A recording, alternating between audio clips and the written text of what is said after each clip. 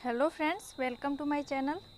आज के इस वीडियो में हम लोग इडुटेरिया का जो 5000 प्लस एमसीक्यू का बुक आया है उसका 7 नंबर प्रैक्टिस सेट कवर करने वाले हैं। इसके पहले हम इसके 6 प्रैक्टिस सेट कवर कर चुके हैं जिसके वीडियो चैनल में अपलोड है। अगर आपने अभी तक उसे नहीं देखा है तो आप जाके उसे देख लीजिए। तो चलिए स्टार्ट करते हैं। अगर वीडियो अच्छी लगे तो इसे लाइक और शेयर करें और चैनल को सब्सक्राइब करें। तो आज का पहला क्वेश्चन है, निम्न में से कौन मोनोसेकेराइड कार्बोहाइड्रेट नहीं है? तो इनमें जो दिया गया है उनमें से कौन कार्बोहाइड्रेट नहीं है? तो इसका सही आंसर हो जाएगा ऑप्शन सी, सुक्रोज। ये मोनोसेकेराइड कार्बोहाइड्रेट नहीं है।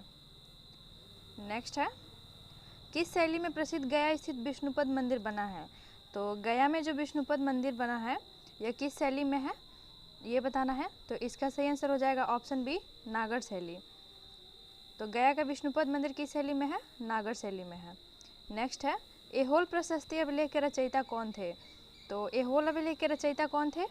तो इस अभिलेख के रचयिता थे रवि कीर्ति। ऑप्शन डी सही आंसर है। नेक्स्ट है, सतलज और काली नदियों के बीच स्थित हिमालय के भाग को किस नाम से जाना जाता है? तो सतलज और काली नदियों के बीच जो हिमालय का भाग स्थित है उसे किस नाम से जाना जाता है? तो उसे कहा जाता है कुमायूं हिमालय। ऑप्शन डी सही आंसर है। तो इसमें जो सिंधु से सतलज नदी के बीच का क्षेत्र है, सिंधु से सतलज नदी के बीच का जो क्षेत्र है उसे पंजाब हिमालय कहा जाता है। और सतलज और काली नदी के बीच के क्षेत्र को कुमायूं हिमालय कहा जाता है। और काली और तीस्ता नदी के बीच का जो क्षेत्र है, काली और तीस्ता नदी के बीच का जो क्षेत्र है उसे नेपाल हिमालय कहा जाता है। और ये 800 किलोमीटर लंबाई में फैला है, इसे आप याद रखिएगा। और लास्ट में है असम हिमालय, तीस्ता और दियांग नदी के बीच में है। नेक्स्ट है, द्वितीयक प्रदूषक इनमें से कौन सा है? तो इनमें जो दिया गया है इनमें द्वितीयक प्रदूषक कौन है ये बताना है। तो इसका सही आंसर हो जाएगा ऑप्शन ए, स्मॉग। स्मॉग द्वितीयक प्रदूषक है। नेक्स्ट है 6 नंबर क्वेश्चन, बंधुआ मजदूरी व्यवस्था का निराकरण संविधान के किस अनुच्छेद से संबंधित है? तो बंधुआ मजदूरी का निराकरण संविधान के किस अनुच्छेद में है? इसके प्रावधान किस अनुच्छेद में दिया गया है बंधुआ मजदूरी के निराकरण से संबंधित प्रावधान? तो इसका सही आंसर हो जाएगा अनुच्छेद 23। ऑप्शन बी सही आंसर है। अनुच्छेद 21 में है जीवन का अधिकार। अनुच्छेद 23 में है बंधुआ मजदूरी से संबंधित प्रावधान है। और अनुच्छेद 24 में 14 वर्ष से कम उम्र के बालकों के कहीं भी काम करने पर रोक लगाया गया है। और नेक्स्ट है अनुच्छेद 19, तो इसमें अभिव्यक्ति की स्वतंत्रता का अधिकार है, इसे आप याद रखिएगा। नेक्स्ट है, विद्युत धारिता का मात्रक क्या होता है? तो इलेक्ट्रिक कैपेसिटी यानी कि विद्युत धारिता का मात्रक क्या होता है? तो इसका सही आंसर हो जाएगा ऑप्शन ए, फैराडे। विद्युत धारिता का मात्रक होता है फैराडे। नेक्स्ट है, यूरेनियम में रेडियोधर्मी विघटन का अंतिम उत्पाद है। तो यूरेनियम में जब रेडियोधर्मी विघटन होता है तो उसका अंतिम उत्पाद क्या बनता है? तो उसका अंतिम उत्पाद है सीसा। ऑप्शन ए सही आंसर है। नेक्स्ट है 9 नंबर, भारत में बाघ परियोजना की शुरुआत कब की गई थी? तो भारत में बाघ परियोजना की शुरुआत 1973 में की गई थी। नेक्स्ट है 10 नंबर, निम्नलिखित में से कौन सा युग्म सुमेलित है? तो इसमें कौन सा सुमेलित है ये बताना है। पहला है बक्सर का युद्ध, मीर जाफर विरुद्ध क्लाइव। सेकंड है वांडीवास का युद्ध, फ्रांसीसी विरुद्ध ईस्ट इंडिया कंपनी। थर्ड है जालियावाला का युद्ध, डलहौजी विरुद्ध मराठे। और फोर्थ है खेड़ा का युद्ध, निजाम के विरुद्ध ईस्ट इंडिया कंपनी।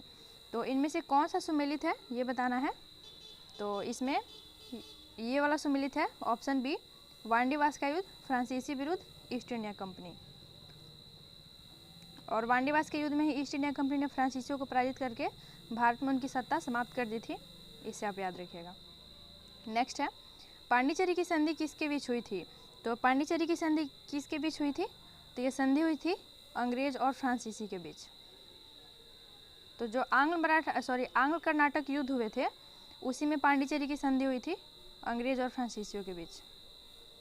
नेक्स्ट है,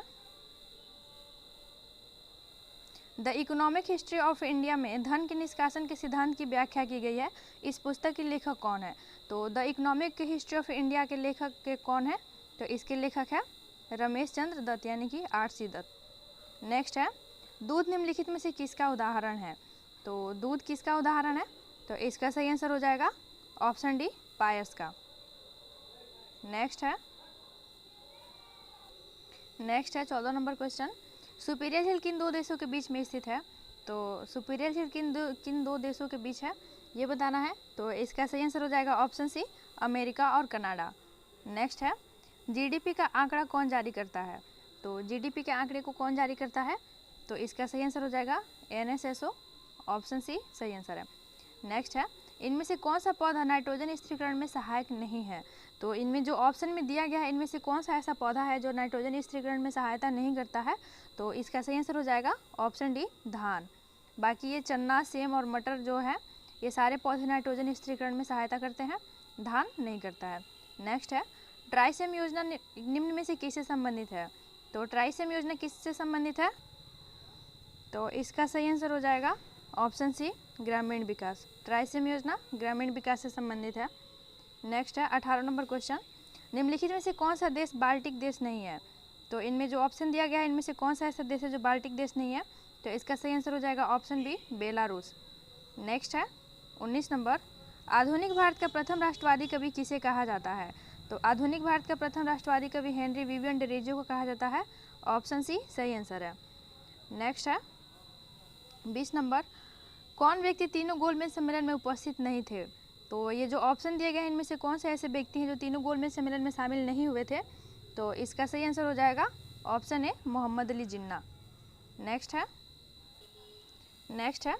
21 नंबर क्वेश्चन है। ये निम्न में से कौन सा विषय समवर्ती सूची के अंतर्गत नहीं आता है? तो इनमें से कौन सा ऐसा विषय है जो समवर्ती सूची में नहीं आता है? तो उसका सही आंसर हो जाएगा ऑप्शन डी, पंचायती राज। नेक्स्ट है जल में वायु का बुलबुला किसकी भांति व्यवहार करता है? तो जल में वायु का बुलबुला अवतल लेंस की भांति व्यवहार करता है, ऑप्शन डी सही आंसर हो जाएगा। नेक्स्ट है 23 नंबर। निम्नलिखित में से कौन सुमेलित नहीं है? तो पहला है संथाल विद्रोह, सिद्धू कानू। सेकंड है रामोसी विद्रोह, चित्तर सिंह। थर्ड है कोल विद्रोह, बुद्धो भगत। और फोर्थ है पागलपंथी विद्रोह, मजनू शाह और चिराग अली शाह। तो इनमें से कौन सा ऐसा है जो सुमेलित नहीं है? तो इसका सही आंसर हो जाएगा ऑप्शन डी, पागलपंथी विद्रोह, मजनू शाह और चिराग अली। नेक्स्ट है 24 नंबर क्वेश्चन। निम्नलिखित युद्ध को कालक्रम के अनुसार व्यवस्थित करें। तो ये जो युद्ध दिए गए हैं इनको कालक्रम के अनुसार व्यवस्थित करना है। तो इसका सही आंसर हो जाएगा ऑप्शन डी। इसमें सबसे पहले कौन सा युद्ध हुआ था? तो सबसे पहले हुआ था कर्नाटक का युद्ध, प्रथम कर्नाटक युद्ध। उसके बाद हुआ था वेदरा का युद्ध। और थर्ड नंबर पे हुआ था वांडीवास का युद्ध। और फोर्थ नंबर पे हुआ था प्रथम आंग्ल मैसूर युद्ध। नेक्स्ट है किसकी बौद्ध संगीति के दौरान अभिधम पिटक की रचना हुई? तो किस बौद्ध संगीति के दौरान अभिधम पिटक की रचना हुई थी? तो ये तृतीय बौद्ध संगीति के दौरान अभिधम पिटक की रचना हुई थी, ऑप्शन सी सही आंसर है। और तृतीय बौद्ध संगीति किस शासक के शासनकाल में हुआ था? तो यह अशोक के समय में हुआ था, इसे आप याद रखिएगा। नेक्स्ट है 26 नंबर क्वेश्चन। निम्नलिखित घटनाओं का सही कालक्रम है। तो इन्हें भी एक क्रम में सजाना है। तो इसका सही आंसर हो जाएगा ऑप्शन ए। इसका सही आंसर हो जाएगा। अगस्त प्रस्ताव, व्यक्तिगत सत्याग्रह, उसके बाद क्रिप्स मिशन और फिर भारत छोड़ो आंदोलन, ऑप्शन ए सही आंसर है। नेक्स्ट है निम्नलिखित में से कौन सी नदी विषुवत रेखा को 2 बार काटती है? तो कौन सी नदी विषुवत रेखा को 2 बार काटती है? तो कांगो नदी है, विषुवत रेखा को 2 बार काटती है। और ये जो लिम्पोपो नदी है यह मकर रेखा को 2 बार काटती है, इसे आप याद रखिएगा। नेक्स्ट है कार्टाजेना प्रोटोकॉल का संबंध किससे है? तो कार्टाजेना प्रोटोकॉल जैव सुरक्षा से संबंधित है, ऑप्शन डी इसका सही आंसर हो जाएगा। नेक्स्ट है 29। चश्मे के लेंस किस कांच के बनाए जाते हैं? तो चश्मे के लेंस क्रुक्स कांच के बनाए जाते हैं, ऑप्शन सी सही आंसर हो जाएगा। Next 30 number. निम्नलिखित नगरों में से किस एक नगर का संबंध महावीर से नहीं है? तो इनमें जो ऑप्शन में दिया गया है वैशाली, चंपा, पावापुरी और लुम्बिनी, इनमें से कौन सा ऐसा नगर है जिसका संबंध महावीर से स्वामी से नहीं है? तो इसका आंसर हो जाएगा ऑप्शन डी, लुम्बिनी, क्योंकि ये गौतम बुद्ध से संबंधित है। यहाँ पे गौतम बुद्ध का जन्म हुआ था, ये महावीर से संबंधित नहीं है।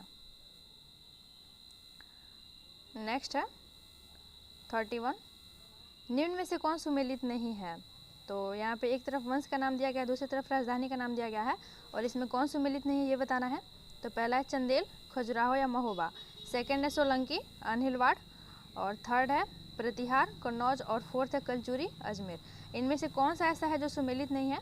तो इसका सही आंसर हो जाएगा ऑप्शन डी, कलचुरी, अजमेर, क्योंकि कलचुरी की राजधानी अजमेर में नहीं थी, अजमेर में राजधानी थी चौहानों की। नेक्स्ट है मोढेरा का सूर्य मंदिर किस राज्य में स्थित है? तो 32 नंबर क्वेश्चन है, मोढेरा का सूर्य मंदिर किस राज्य में स्थित है?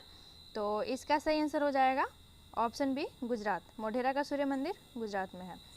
33 नंबर क्वेश्चन, निम्नलिखित में से कौन सही सुमेलित नहीं है? तो ऑप्शन में ए में है अकबर द्वारा जजिया कर की समाप्ति 1564। नेक्स्ट है दीने इलाही 1582, और थर्ड नंबर है महजरनामा 1578, और फोर्थ है तीर्थयात्री कर समाप्ति 1563। तो इनमें से कौन सा ऐसा है जो सुमेलित नहीं है? तो इसका सही आंसर हो जाएगा ऑप्शन सी, महजरनामा 1578। नेक्स्ट है मनसबदारी व्यवस्था में 2 अस्पा सिंह अस्पा का प्रचलन किसने किया था?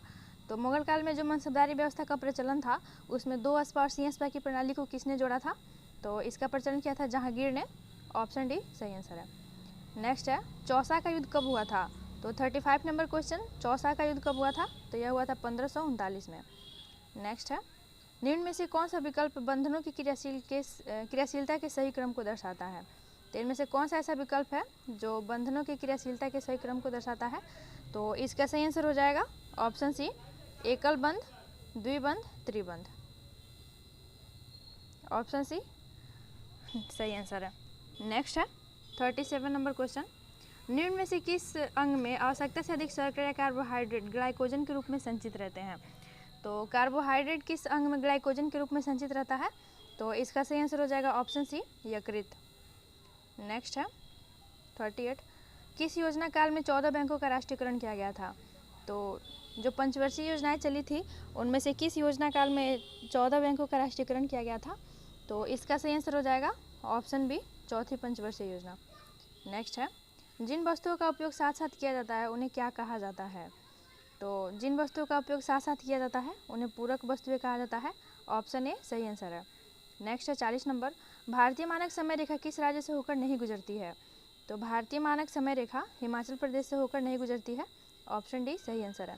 यह समय रेखा 5 राज्यों से होकर गुजरती है, इसे आप याद रखिएगा। नेक्स्ट है निम्नलिखित में से कौन सुमेलित नहीं है? तो चांगला जम्मू कश्मीर, सेकंड है सीप किला हिमाचल प्रदेश, और थर्ड है बामडिला उत्तराखंड, और फोर्थ है नाथुला सिक्किम। ये सारे दर्रे के नाम दिए गए हैं और उनसे रिलेटेड राज्यों के नाम दिए गए हैं, और इनमें से बताना है कि कौन सुमेलित नहीं है। तो इसका सही आंसर हो जाएगा ऑप्शन सी, बोमडिला, ये उत्तराखंड में नहीं है, अरुणाचल प्रदेश में है। नेक्स्ट है भारत में पश्चिमी तट की अपेक्षा पूर्वी तट पर चावल की पैदावार अधिक क्यों होती है? तो इसका कारण बताना है कि भारत में पश्चिमी तट की अपेक्षा पूर्वी तट पर चावल की पैदावार अधिक क्यों होती है। तो इसका सही आंसर हो जाएगा ऑप्शन डी, यानी कि पूर्वी तट पश्चिमी तट से चौड़ी है तथा डेल्टा क्षेत्र है, इसीलिए यहाँ पे चावल का उत्पादन अधिक होता है। नेक्स्ट 43 नंबर क्वेश्चन, केंद्र और राज्य विधायी संबंध संविधान के किस भाग में उपबंध किया गया है? तो केंद्र और राज्यों के बीच विधायी संबंध का उपबंध संविधान के किस भाग में किया गया है? तो इसका वर्णन है संविधान के भाग 11 में, ऑप्शन बी सही आंसर है। नेक्स्ट है राष्ट्रपति पर महाभियोग की प्रक्रिया प्रारंभ करने के लिए कितने सदस्यों का हस्ताक्षर होना चाहिए? तो राष्ट्रपति पर महाभियोग की प्रक्रिया शुरू करने के लिए कितने सदस्यों का हस्ताक्षर चाहिए? तो जो सदन आरोप लगाया उस सदन का 1/4 यानी कि जिस सदन ने महाभियोग की प्रक्रिया शुरू किया है उसके सदस्यों का 1/4 सदस्यों का हस्ताक्षर होना चाहिए। नेक्स्ट है 45 नंबर, निम्न में से किस परिस्थिति में किसी संसद सदस्य की सदस्यता समाप्त हो जाती है? तो संसद सदस्य की सदस्यता कब समाप्त होती है ये बताना है। तो इसमें है कि यदि वह सदन की अनुमति के बिना 60 दिन की अवधि से अधिक समय के लिए सदन की सभी बैठकों से अनुपस्थित रहता है। नेक्स्ट है यदि उसे सदन द्वारा निष्कासित कर दिया जाता है, और थर्ड नंबर है यदि न्यायालय उस चुनाव को अमान्य शून्य कर देता है। तो इनमें से सभी सही होगा, सभी परिस्थितियों में संसद सदस्य की सदस्यता समाप्त हो जाती है, तो इसका सही आंसर हो जाएगा ऑप्शन डी। नेक्स्ट है 46 नंबर, भारत के राष्ट्रपति को हटाया जा सकता है। तो भारत के राष्ट्रपति को कैसे हटाया जा सकता है? तो इसे हटाया जा सकता है भारत की संसद द्वारा, और इसे महाभियोग द्वारा हटाया जा सकता है। इसे आप याद रखिएगा। नेक्स्ट है, किस अनुच्छेद के अंतर्गत राज्य निर्वाचन आयोग का प्रावधान किया गया है? तो राज्य निर्वाचन आयोग का प्रावधान किस अनुच्छेद के तहत है? तो इसका प्रावधान है अनुच्छेद 243 के तहत। ऑप्शन सी सही आंसर है। नेक्स्ट है 48, किस संविधान संशोधन में पिछड़े वर्ग संबंधी आयोग का प्रावधान है? तो पिछड़े वर्ग संबंधी आयोग का प्रावधान किस संविधान संशोधन में किया गया? तो इसका प्रावधान किया गया 102वें संविधान संशोधन। ऑप्शन बी सही आंसर है। नेक्स्ट है 49, history of the freedom movement in Bihar के लेखक कौन है? तो एक बुक है history of the freedom movement in Bihar, तो इसके लेखक कौन है? तो इसके लेखक है के दत्ता। नेक्स्ट है 50 नंबर, मानव विकास सूची निर्माण में निम्नलिखित में से कौन जुड़ा हुआ है? तो मानव विकास सूची के निर्माण में कौन सा जुड़ा हुआ है? तो इसका सही आंसर हो जाएगा ऑप्शन डी, अमर्त्य सेन। तो इस तरह इसके 7वें सेट में जो 50 क्वेश्चन दिया गया था उसे हमने कवर कर लिया। अब इसमें कुछ एक्स्ट्रा फैक्ट्स दिए गए हैं, इसे भी देख लेते हैं। तो इसमें हिस्ट्री का चैप्टर दिया है मौर्य वंश के बारे में। तो मौर्य वंश की स्थापना किया था चंद्रगुप्त मौर्य ने, और चंद्रगुप्त ने कौटिल्य के सहयोग से मौर्य वंश की स्थापना किया था। इसे आप याद रखिएगा। नेक्स्ट है मुद्रा राक्षस में जस्टिन ने चंद्रगुप्त मौर्य को सेंडोकोट्स कहा है। और नेक्स्ट पॉइंट है, मुद्रा राक्षस में चंद्रगुप्त मौर्य के लिए ब्रिसल शब्द का प्रयोग किया गया है। और मुद्रा राक्षस किसकी कृति है? तो मुद्रा राक्षस के लेखक है विशाखदत्त। नेक्स्ट है, चाणक्य चंद्रगुप्त मौर्य का प्रधानमंत्री था, और चाणक्य यानी कि कौटिल्य इनके नाम थे। चाणक्य का नाम था कौटिल्य और विष्णुदत्त। तो इन्हीं के सहयोग से चंद्रगुप्त मौर्य ने मौर्य वंश की स्थापना की थी। और नेक्स्ट है, चाणक्य द्वारा लिखित अर्थशास्त्र पुस्तक का संबंध राजनीति से है। तो चाणक्य की एक पुस्तक है अर्थशास्त्र, और इसका संबंध किससे है? तो इसका संबंध राजनीति से है। नेक्स्ट है, चंद्रगुप्त मौर्य ने 305 ईस्वी पूर्व में सेल्यूकस निकेटर को हराया था। तो सेल्यूकस निकेटर को चंद्रगुप्त मौर्य ने कब हराया था? 305 ईस्वी पूर्व में। और सेल्यूकस निकेटर का राजदूत मेगास्थनीज चंद्रगुप्त मौर्य के दरबार में आया था। तो मेगास्थनीज सेल्यूकस निकेटर का राजदूत था जो चंद्रगुप्त मौर्य के दरबार में आया था, और इंडिका पुस्तक की रचना मेगास्थनीज ने की थी। इसे आप याद रखिएगा।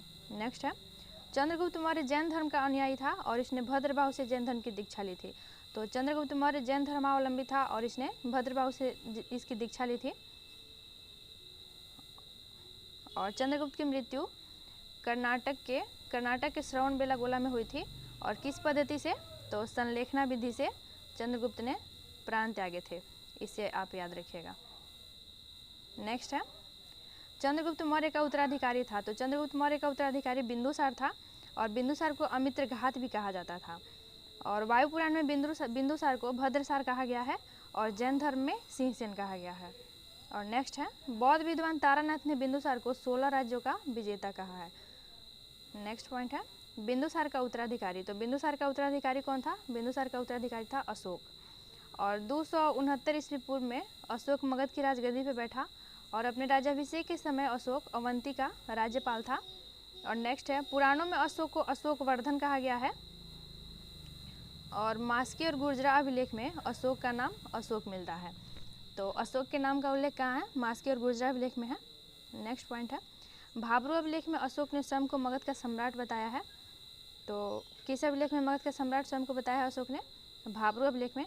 और अशोक के राज्याभिषेक के 10वें वर्ष बोध गया तथा 20वें वर्ष लुम्बिनी की यात्रा की थी।